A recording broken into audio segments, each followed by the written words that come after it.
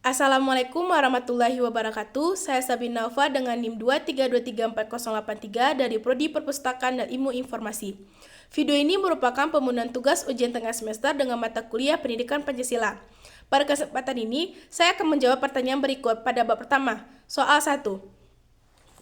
Urgensi pendidikan Pancasila bagi mahasiswa atau generasi sekarang adalah sangat penting untuk dilakukan karena dengan adanya pendidikan Pancasila membuat generasi Z tidak lupa dengan budaya sendiri dan agar mereka memiliki pedoman atau penuntut dalam berpikir dan bertindak dalam kehidupan sehari-hari. Karena generasi sekarang memiliki teknologi, maka mereka harus diberi pendidikan Pancasila untuk mengembangkan kesadaran dalam bangsa dan bernegara. Soal kedua. Pentingnya pendidikan Pancasila bagi jurusan saya adalah untuk dapat meningkatkan pemahaman tentang nilai-nilai Pancasila sebagai ideologi dan falsafah bangsa Indonesia, dan membantu saya untuk memahami isi, arti, dan kesatuan sila-sila Pancasila, dan serta bagaimana membantu mahasiswa sadar akan hak dan kewajibannya negara dengan mampu menjaga sikap sebaik-baiknya. Pertanyaan ketiga.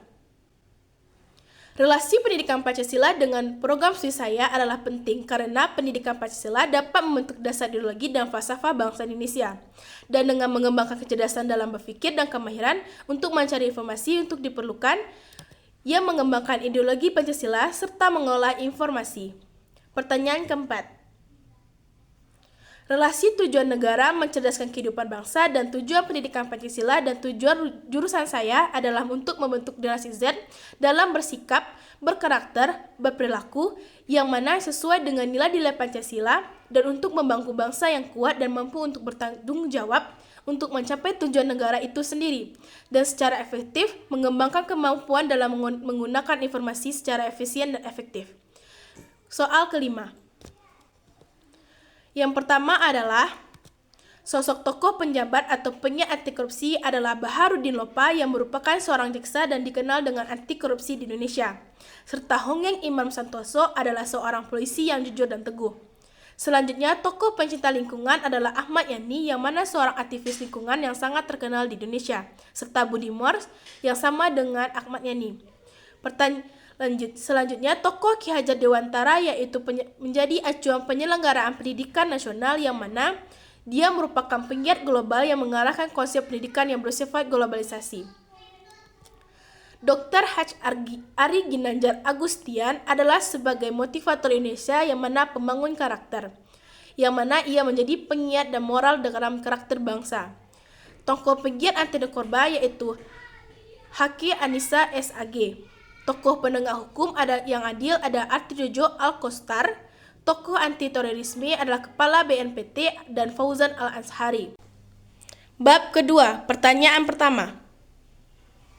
1. Pokok materi yang disampaikan oleh Muhammad Yamin adalah menyampaikan 5 asas dasar negara Indonesia yang disahkan dalam landasan negara ini, yaitu perikebangsaan, kemanusiaan, ketuhanan, kerakyatan, dan kesejahteraan rakyat.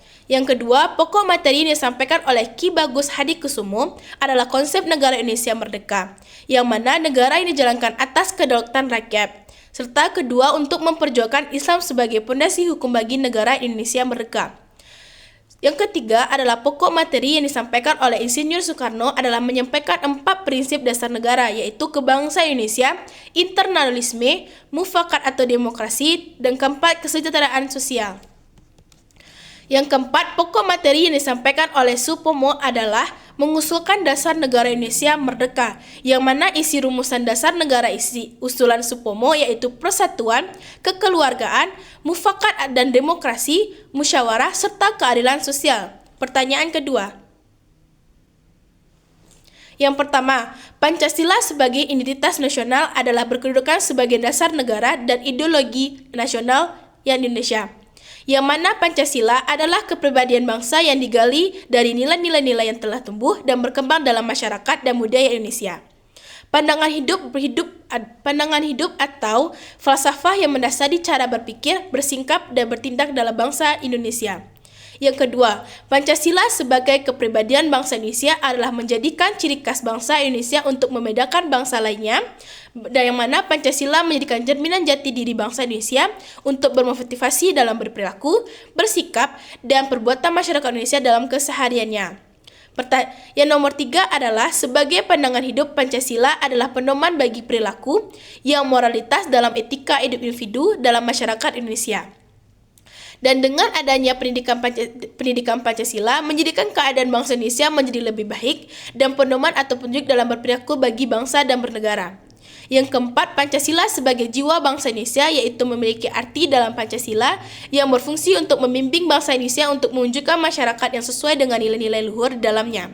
Yang kelima, Pancasila sebagai perjanjian luhur, yaitu mengandung arti Pancasila yang telah ditetapkan sebagai dasar negara Indonesia yang secara konstitusional melalui pembukaan Undang-Undang Dasar pada 1945 pada tanggal 18 Agustus 1945, yang mana seluruh rakyat Indonesia wajib meyakini itu.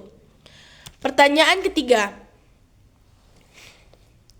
cara pengambilan keputusan yang berdasarkan mufakat, berdasarkan musyawarah di sekitar saya adalah dengan cara membicarakannya secara bersamaan atau berunding atau secara vote, yang mana suara yang paling tinggi maka itu akan dipilih agar mendapatkan hasil yang memuaskan untuk yang bersama. Kearifan yang timbul ketika musyawarah yaitu berlangsung dengan meningkatkan komunikasi secara aktif, dan musyawarah dapat berbicara dan berkomunikasi satu sama lain, dan mereka akan mendapatkan keputusan yang lebih baik. Kendala yang timbul dalam bermusyawarah adalah terjadinya perbedaan pendapat antara masyarakat antara satu dengan yang lainnya. Bab ketiga, soal pertama. Bukti secara sosiologis dari penerapan nilai-nilai Pancasila dalam kehidupan sehari-hari, contohnya membina kerukunan antara sesama manusia dan tidak melakukan penistaan agama, serta melakukan pemilihan umum, demokratis, penerapan sistem ekonomi yang sesuai dengan nilai-nilai Pancasila, dan penjabaran dan pengamatan dalam bidang pertahanan dan keamanan. Nilai-nilai Pancasila dalam kehidupan masyarakat Indonesia tidak mengalami kemunduran karena masyarakat Indonesia menerapkan nilai-nilai Pancasila dalam kehidupan sehari-harinya, seperti berlaku adil pada semua orang yang sesuai dengan hak dan kewajibannya, merawat keseimbangan hak dan kewajiban diri sendiri, dan menghormati hak-hak orang lain, dan lainnya.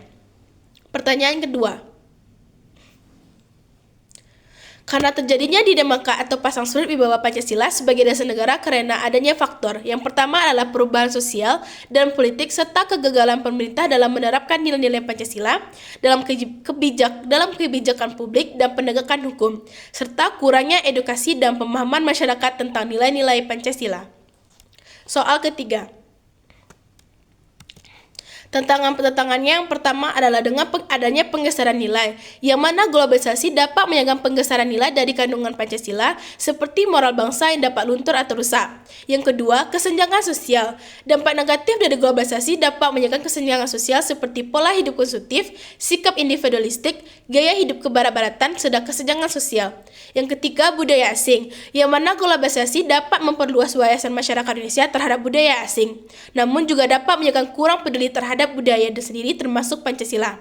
Solusi untuk mengatasi dampak negatif globalisasi antara lain yang pertama adalah pegangan teguh, berpegang pada nilai-nilai Pancasila yang sebagai pedoman hidup, dan pandangan hidup harus tetap dijadikan bijakan dalam bersikap. Yang kedua,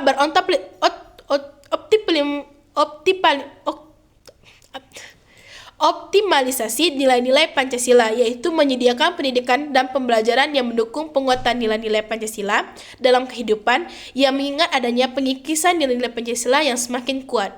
Yang ketiga, memfilter dengan baik, yang mana dengan berbagai hal yang timbul dari dampak globalisasi seperti moral dan bangsa, estetik kebudayaan Indonesia. Yang keempat, mengikuti pendekatan globalisasi yang positif. Sekian dari saya. Jika ada kesalahan dari video tersebut, mohon dimaafkan. Assalamualaikum warahmatullahi wabarakatuh.